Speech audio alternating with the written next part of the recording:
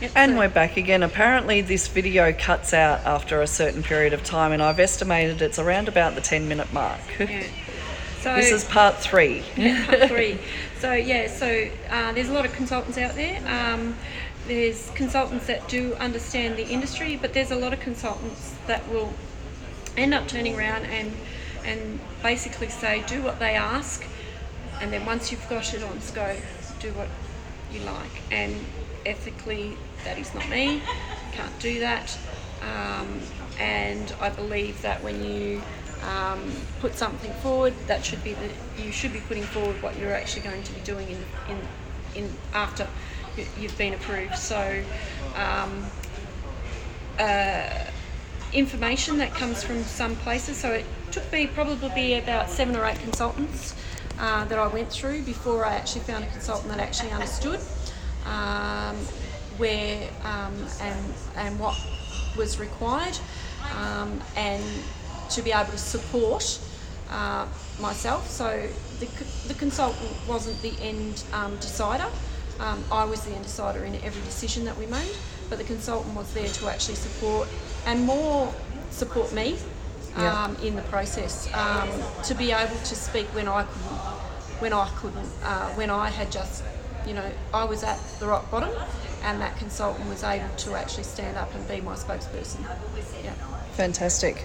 And I believe when we were talking earlier, you were saying that even one of ASQA's lawyers off the record outside the tribunal, while the tribunal member had sort of gone out of the room, suggested, why can't you just do what they're asking?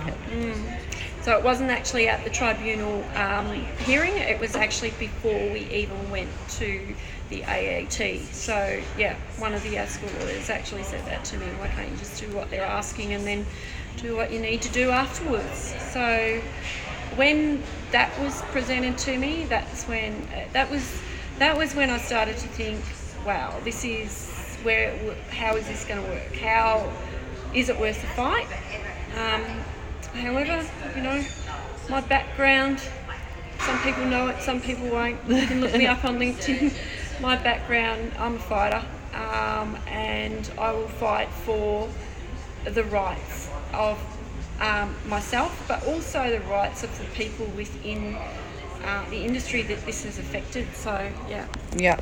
And I know that we had vet service providers down there as well. Do you remember what we meant by that? Vet service providers, one of the things that I had to do, and one, obviously, maintain my industry currency. So part of that was going out and engaging in PD, and what I will say is there is some vet service providers out there that are endorsed, and they are endorsed by ASQA, whether you like it or not, because I've got it in writing. And ASQA promote them as well. However, sometimes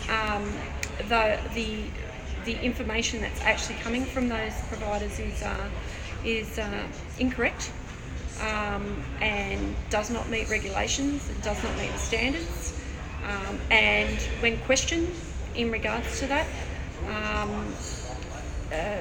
it's the whole, it's too hard basket, go away girl. Yeah. So you would be saying, be wary of what's out there and do your due diligence and make sure that the people that you're using do have the knowledge, skills and experience to be able to support you. Yeah. Also with your own legal teams and with your barristers, one of the biggest things is we need to understand that they are not part of our industry, and they need to be trained.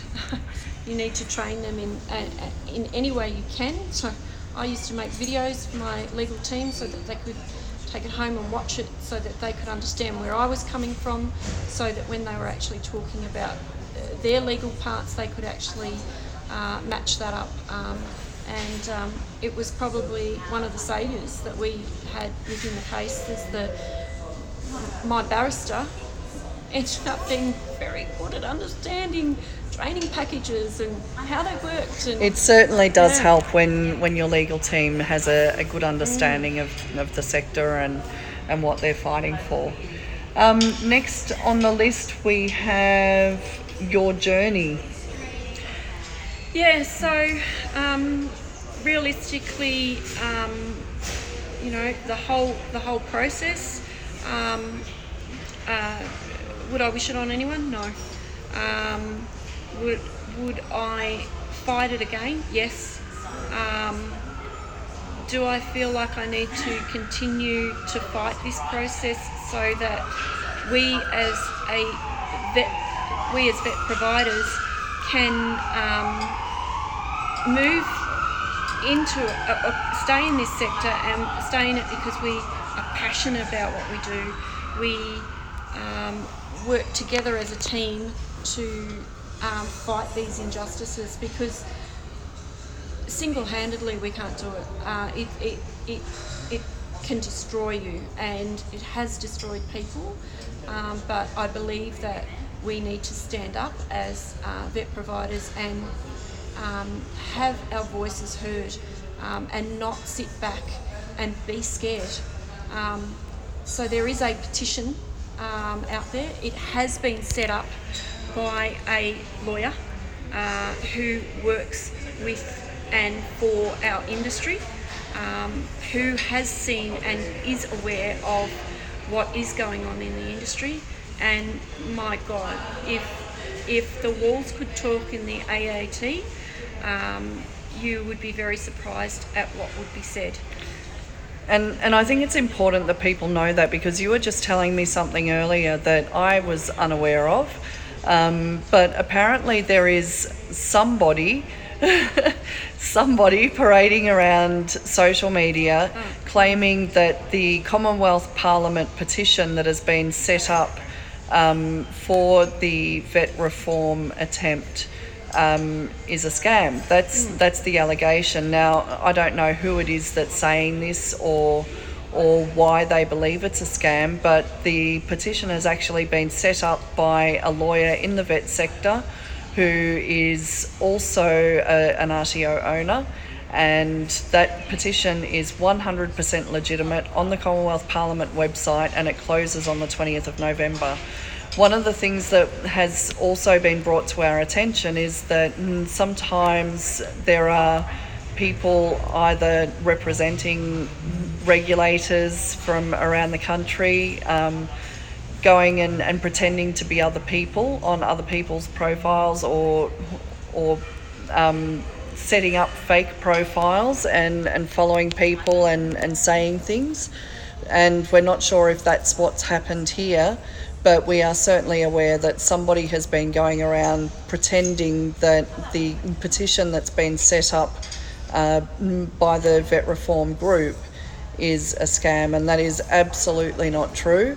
It has been set up by the Vet Reform Group by a lawyer who is well known in the sector, and he has lodged it himself personally. It is not a scam, and for us to create real change and unite as a vet sector, we all need to come together and actually make sure that we sign that petition and get as many people who support our cause to sign that petition as well. So if you've got family and friends who you think would be supportive of our mission, enough is enough. It's really important to get them to sign it as well, because until we get the numbers, we will not get that really important critical investigation into ASQA's regulatory practices and activities and so forth. I'm aware we're coming up to another 10 minutes, so if it cuts off, we will come straight back, but we do have some more on the list. What have we got next? We have got the costs of compliance monitoring audits and conflicts of interest. We spoke about that briefly before. Perhaps if we go on to public interest. So I believe it's in the public's interest to hear our side of the story. We always hear about the bad, and you know we've seen it just recently about the bad RTOs, but You know, 90% of RTOs are doing